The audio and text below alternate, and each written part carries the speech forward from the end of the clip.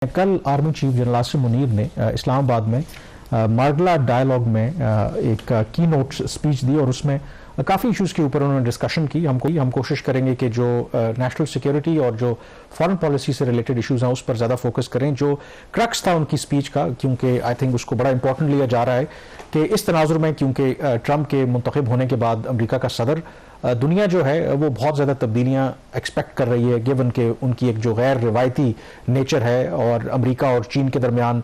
मजीद जो कशीदगी है उसका बढ़ने का इम्कान है। तो इस तनाजुर में army chief general Asim Munir ने ये वाजे किया है कि पाकिस्तान किसी भी जो ब्लॉक या कैंप का हिस्सा नहीं बनेगा। इन अदर वर्ड्स, अगर आप उसको इंटरप्रेट करें कि ना तो हम चीन के कैंप में जाएंगे, ना हम अमेरिका के ब्लॉक में जाएंगे, और अगर हम साथ देंगे तो सिर्फ अमन का और अमन की कोशिशों का दुनिया भर में जहां भी कॉन्फ्लिक्ट्स होंगे किसी का फरीक नहीं बनेंगे, लेकिन सिर्फ पीस एफर्ट्स के लिए हम अपनी जो कोशिशें हैं वो जारी रखेंगे। अब इसके बारे में बहुत से मुबसरीन का ख्याल है कि एक तो इसकी जो टाइमिंग है बयान की इम्पॉर्टेंट है। जैसे मैंने कहा कि अमरीकी जो नए सदर डोनाल्ड ट्रंप आ रहे हैं वो अनप्रिडिक्टेबल हैं। खदशा है कि शायद चाइना के कॉन्टेक्स्ट में पाकिस्तान के ऊपर भी दबाव आ सकता है, तो वो शायद दुनिया को एक मैसेज दे रहे हैं, खास करके अमेरिका की नई क़यादत को, कि पाकिस्तान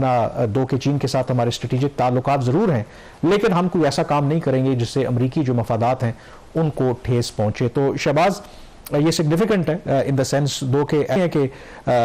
ये कोई पहली बार पाकिस्तान ये कह रहा है। अब पाकिस्तान की जो फॉरेन ऑफिस है, अदरवाइज भी हमारी यही पोजीशन है कि हम तमाम जो बड़ी ताकतें हैं उनके साथ अच्छे ताल्लुकात रखना चाहते हैं बेस्ड ऑन जो म्यूचुअल बेनिफिट है। पब्लिकली हमारी यही पोजीशन रही है, लेकिन इस मौके के ऊपर आई थिंक इसको इसी तरह से लिया जा रहा है कि शायद एक क्लियर मैसेज है पाकिस्तान दे रहा है दुनिया को, चीन को भी और अमेरिका को भी, कि अगर आपके दरमियान कोई लड़ाई होगी तो ये तवक्को हमसे ना रखें कि हम उस लड़ाई में किसी एक फरीक का साथ देंगे। कामरान, इसके मुझे वो याद आ गई, वो इसहाक डार साहब की जो स्पीच थी डिप्टी प्राइम मिनिस्टर की, वो चाइनीज़ एम्बेसडर वाला जो इवेंट था वहाँ पे, तो वहाँ पे जो डार साहब का मौक़िफ़ था वो ये था कि जब वो डार साहब अपनी स्पीच कर रहे थे तो उन्होंने इशू ये रेज़ किया कि चाइना जो है वो दुनिया की नंबर 1 इकॉनमी बनने जा रहा है और उसको रोकने के लिए अमेरिकन जो है वो मुख्तलिफ टैरिफ बैरियर्स इरेक्ट कर रहे हैं। तो उन्होंने कहा जी, उस चीज़ को उन्होंने बड़ा क्रिटिसाइज़ किया। तो वहाँ पे एक व्यू ये था कि क्या पाकिस्तान को इस हवाले से जो चाइना और अमेरिका की ट्रेड वॉर है उसमें अपनी इस पे पब्लिकली पोजीशन लेनी चाहिए या नहीं लेनी चाहिए। तो वो समटाइम्स जो पॉलिसी स्टेटमेंट्स होती हैं और जो प्रैक्टिकल स्टेप्स होते हैं ना, वो उसमें काफ़ी जो है वो फ़र्क होता है। तो अगर तो पाकिस्तान की यही पॉलिसी है जो कि लग रहा कि वो किसी ब्लॉक का हिस्सा नहीं बनना चाहता, किसी कॉन्फ्लिक्ट का वो हिस्सा नहीं बनना चाहता, इसके बावजूद पाकिस्तान इससे जो इंटेंडेड बेनिफिट्स ले सकता है ना, जैसे हम अमेरिका की कोई भी जो प्रॉक्सी वॉर्स हैं उसमें हम हिस्सा नहीं लें, इसके बावजूद हम ईरान से ट्रेड नहीं कर सकते। हम बहुत सारी जगहों पे हमें इसलिए प्रॉब्लम्स आ रहे हैं कि हमें समझा जाता है कि हम चीन के करीब हैं और जिसकी वजह से IMF का एक अनड्यू प्रेशर पाकिस्तान के ऊपर आता है। तो ये जो रियासत की और खासतौर पर पाकिस्तान की जो फॉरेन पॉलिसी है ना, इसका एक बड़ा डायरेक्ट रिलेशन है पाकिस्तान की इकोनॉमिक जो सिचुएशन है उसके साथ। तो पाकिस्तान जैसे मुल्क के लिए इसके ऊपर कोई स्टैंड लेना ये काफी मुश्किल हो जाए। शायद ये एक वजह कि हम एक न्यूट्रल जो स्टांस है उसको ज्यादा प्रेफर करते हैं। आई थिंक ये जो मेरी अपनी इंटरप्रिटेशन है कि पब्लिकली तो ये हमारा स्टांस है कि हम किसी ग्रुप का हिस्सा नहीं बनना चाहते, but fact of the matter is, I think ये जब गवर्नमेंट ने टेक ओवर किया था तो उस वक्त जो फॉरेन सेक्रेटरी थे साइरस काजी, उन्होंने इसहाक डार साहब को जो एक और प्राइम मिनिस्टर को भी ब्रीफिंग दी थी, तो उसमें उन्होंने बड़ा वाज़ेह तौर पर एक चीज़ कहा था कि चीन जो है उसके बगैर हमारा गुजारा नहीं है, वो हमारा सबसे ट्रस्टेड वो पार्टनर है। पब्लिकली ऑफ कोर्स हम ये नहीं कहते, उसकी वजूहात हैं। देखें, इकोनॉमिक आपका ट्रबल्स हों, चीन आपको सपोर्ट करता है, कोई शक नहीं है कि IMF का प्रोग्राम, अमेरिका की भी मदद हमें चाहिए होती है, लेकिन चीन की मदद के बगैर IMF का प्रोग्राम हमें मिल नहीं सकता, जो एक्सटर्नल हमारी रिक्वायरमेंट है जिस तरीके से उनको पूरा करते हैं। फिर इंटरनेशनल लेवल के ऊपर जो पाकिस्तान के कोर इंटरेस्ट हैं उनको प्रोटेक्ट करने के लिए चीन ने हमेशा पाकिस्तान का साथ दिया UN सिक्योरिटी काउंसिल के फोरम के ऊपर। इमेजिन करें कि अगर UN सिक्योरिटी काउंसिल के फोरम के ऊपर चीन पाकिस्तान को सपोर्ट ना करता तो इंडिया तो आपको ले दे जाता। तो जो प्राइवेटली मेरी डिस्कशन भी होती है दफ्तर खारजा के अंदर कि yes, publicly we will continue to say कि जी हम सारी ताकतों के साथ और अच्छे ताल्लुकात चाहते भी हैं, लेकिन अगर at the end of the day हमें किसी को चूज करना पड़ा तो चीन जो है वो हमारी प्रायोरिटी होगी। इसमें इंपॉर्टेंट एक ब्रेक पे जाने से पहले एक चीज पे और कमेंट कर दी, जो उन्होंने जिक्र किया भारत की जो एक्टिविटीज हैं मगरबी ममालिक में, कनाडा में, US में, ये किस कॉन्टेक्स्ट में उन्होंने बात की थी? देखें, ये जो कॉन्टेक्स्ट आपको पता है कि इस वक्त अमेरिका के खास करके भारत के कनाडा के साथ امریکہ کے ساتھ اور UK کے ساتھ بھی ایک ٹسل چل رہی، خاص کر کے کینیڈا کے ساتھ، اور اس کی وجہ یہ ہے کہ کینیڈا کے اندر پچھلے سال جو ایک وہاں پر سکھ لیڈر کی اسیسینیشن ہوئی، اس ہفتے پاکستان اور بنگلہ دیش کے تعلقات کی بات کریں تو ایک بڑی ڈیولپمنٹ ہوئی ہے۔ ویسے تو ہم اپنے اس فورم کے اوپر بھی ڈسکشن کرتے رہے ہیں کہ جب سے اگست میں شیخ حسینہ واجد کی حکومت کا خاتمہ ہوا تو اس کے بعد سے پاکستان اور بنگلہ دیش کے درمیان تعلقات میں بہتری کے امکانات کافی حد تک بڑھ گئے ہیں۔ ہم نے دیکھا کہ دونوں ملکوں کے درمیان ہائیسٹ لیول پر رابطے بھی ہوئے۔ سپٹمبر میں UN جنرل اسمبلی کی سائیڈ لائنز کے اوپر پرائم منسٹر شہباز شریف اور بنگلہ دیش کے جو عبوری حکومت کے سربراہ ہیں پروفیسر محمد یونس، ان کے درمیان بھی ملاقات ہوئی، اور اس ہفتے جو بڑی خبر آئی ہے کہ پہلی مرتبہ پاکستان اور بنگلہ دیش کے درمیان سمندر کے راستے براہ راست تجارت کا آغاز کر دیا گیا، اور اس سلسلے میں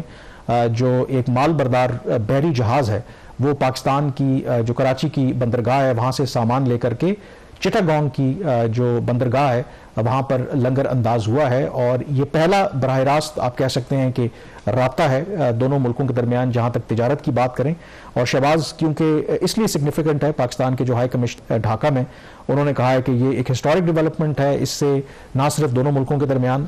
تجارت کو فروغ ملے گا but at the same time جو کاسٹ ہے جو تجارت کی وہ کم ہوگی، اور ایک نئی جو سپلائی چین ہے، یہ روٹ ہے وہ اسٹیبلش ہوتا ہے، تو اس سے بھی دونوں ملکوں کے درمیان جو بائیلیٹرل ٹریڈ ہے اس کو پروموٹ کرنے میں فائدہ ہوگا۔ یہ کیوں امپورٹنٹ ہے؟ کیونکہ جو پاکستان اور بنگلہ دیش کے درمیان روایتی طور پر ادروائز جو ٹریڈ ہوتی ہے وہ وایا تھرڈ کنٹری ہوتی ہے، دبئی یا سنگاپور کے ذریعے، اور اگر یہ مستقل بنیادوں پر براہ راست یہ ہو جاتی ہے ٹریڈ دونوں ملکوں کے درمیان سمندر کے راستے، تو آئی تھنک کافی اس سے پھر دونوں ملکوں کے درمیان تجارت جو ہے وہ حجم بڑھ سکتا ہے۔ It is a positive development. ویسے بائیلیٹرل ٹریڈ کے میں نے ابھی پروگرام میں آنے سے پہلے کچھ فگرز چیک کیے تھے، ہمارے ہیں کیا اسٹیٹ بینک آف پاکستان کی ویب سائٹ پہ ان کے نمبرز اویلیبل ہیں۔ اوور آل کوئی زیادہ حجم نہیں ہے، جو اناؤنس مطلب جو نون نمبرز ہیں، جو انڈائریکٹ ٹریڈ ہو رہی ہے اس کا فگر نہیں پتا ہوتا کیونکہ جو وایا تھرڈ کنٹری ہو رہی ہے، تو کچھ $850 ملین کی ٹریڈ تھی 2023 میں بائیلیٹرل ٹوٹل، اور جو کہ کم ہو کے تقریباً $716 ملین پہ آ گئی ود ان 1 ایئر۔ بٹ ایک اس کے اندر نا جو کنسسٹنٹ ہے، جو آپ بات کرتے ہیں کہ جو ڈیولپمنٹ ہو رہی ہیں پازیٹیو دونوں کنٹریز کے درمیان، جو پہلے یہ جو ابھی چینج آئی ہے، I know it's premature to say or not, but یہ جو 3 ماہ تھے نا اس مالی سال کے جولائی سے لے کے سپٹمبر تک، اس میں جو پاکستان کے ایکسپورٹس ٹو بنگلہ دیش ہے نا اس میں تقریباً 30% اضافہ ہوا ہے۔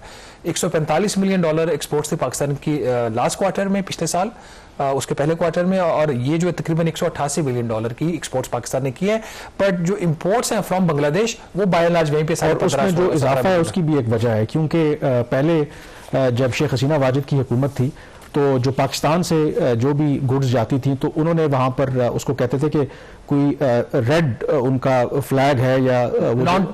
ٹیرف بیریئر لگایا وہ، اور اس میں ہوتا کیا تھا کہ آپ کی جو کنسائنمنٹ ہے کلیئر ہونے میں کئی